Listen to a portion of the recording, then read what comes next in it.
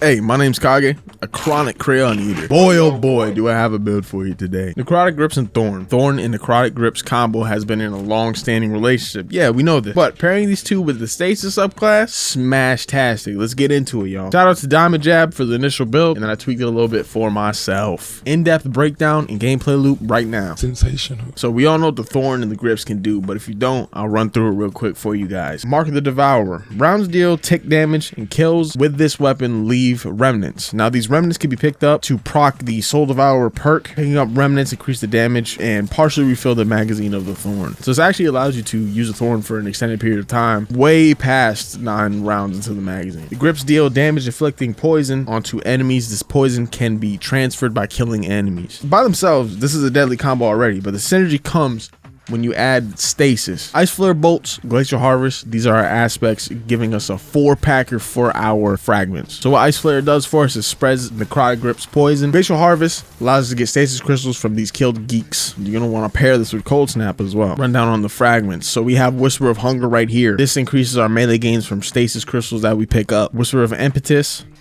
What does that even mean? Bruh! Oh, okay. Damaging geeks with stasis melee. Reload your weapon. Whisper of Rending. Kinetic weapons deal increased damage to frozen combatant. This is very good considering that we're going to be using a Thorn, which is a kinetic weapon. Whisper of Conduction, just for some ease of access, ease of life, allows all of our stasis shards to track towards us. So on our helmet, we have Protective Light. For our arms, right here, we have a stasis Necrotic grip. You're going to want this. So you can have melee kickstart on here and elemental shards. Every elemental shard that we make to turn into wells, essentially allowing us to be charged with light with our second mod on here. This is on our chest piece, elemental charge. Now, where my build differs from DiamondJab build is that this was a free spot. Now you can put supercharged on here, but it doesn't matter necessarily because protective light only requires 1 charge with light charge to actually proc resist times 4. It doesn't matter how many you have, it uses it regardless. Put elemental charge on our chest, and for our boots, I have heavy handed on here. This is a 7 energy requirement slot. Now you can actually slot invigoration here on your boots because they are arc. You can slot invigoration here and get the secondary perk from heavy-handed,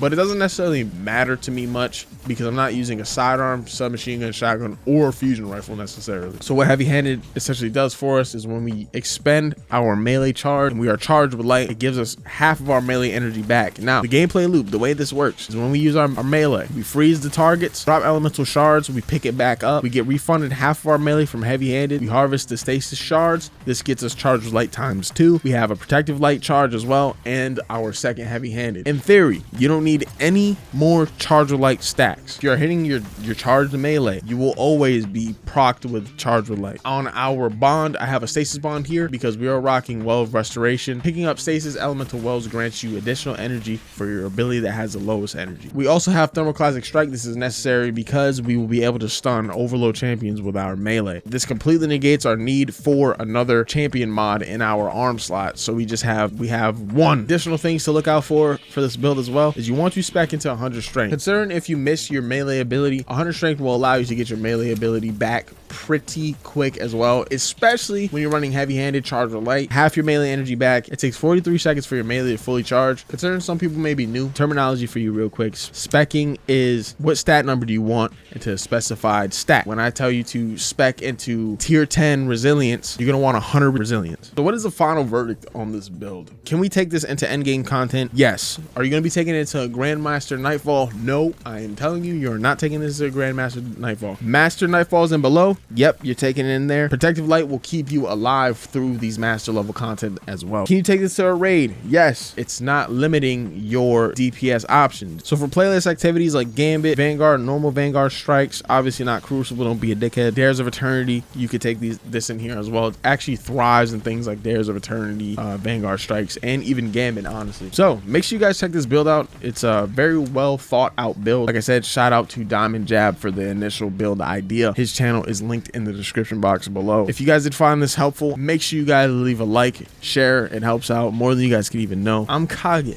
and I'll catch you on the next one. Peace.